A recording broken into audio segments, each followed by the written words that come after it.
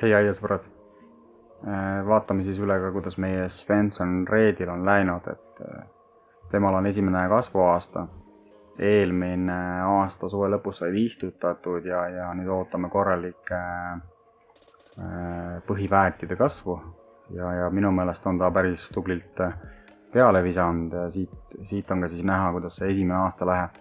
Loomulikult esimesel aastal ei ole oodata temalt mingit marjasaaki, aga see ei olegi eesmärk. Eesmärk on valmistuda järgmiseks aastaks, kasvatada võimalikult tugevad ja korralikud põhiväädid, mis siis hakkavad kandma juba kandeoksi.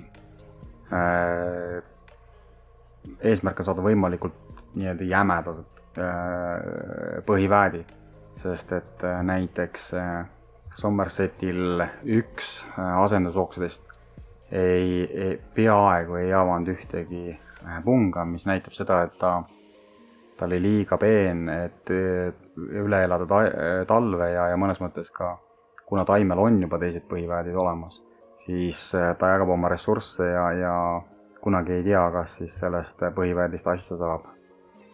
Aga vaatame, milline see Svensson Red siin välja näeb. Ta on juba tublisti peale visanud mingid meetrised umbes kasvud. Üks tegelikult okstest, mis siis eelmine aasta alles jäi, on tekitanud ka ühe lisakasvu, sellise 30 sentimeetrise. Ise plaanin nüüd selle ilmselt välja murda ja jätta siis kaks sellist tugevamat kasvu, mis siis tulevad mõlemalt alt maa seest erinevatest okstest ja vast siis selline toitainetele konkureerimine ei ole nii suur, kui oleks ühel oksal kahele väedile.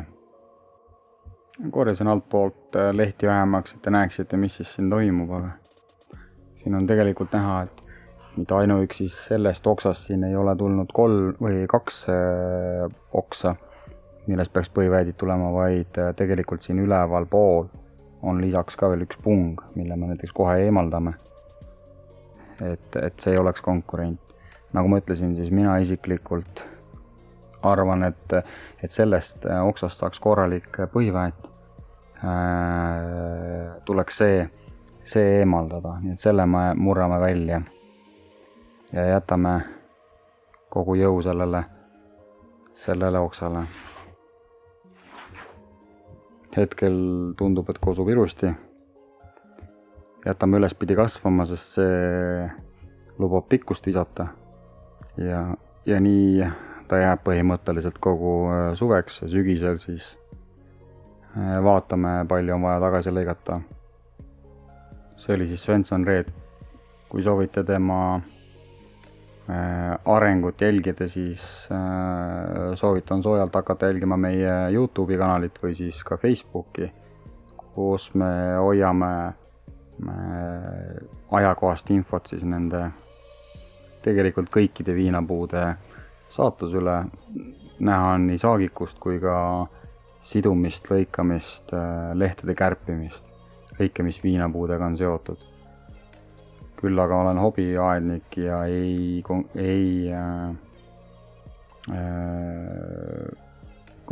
kandideeri põhjalikule tõele, vaid kogu info põhineb mu oma kogemustel, mis on siis saadud 3 aasta jooksul, peaaegu 4 aasta jooksul. 4 aastat tagasi sai siis esimesed 2 viinapuud meile kasvuhoone istutatud.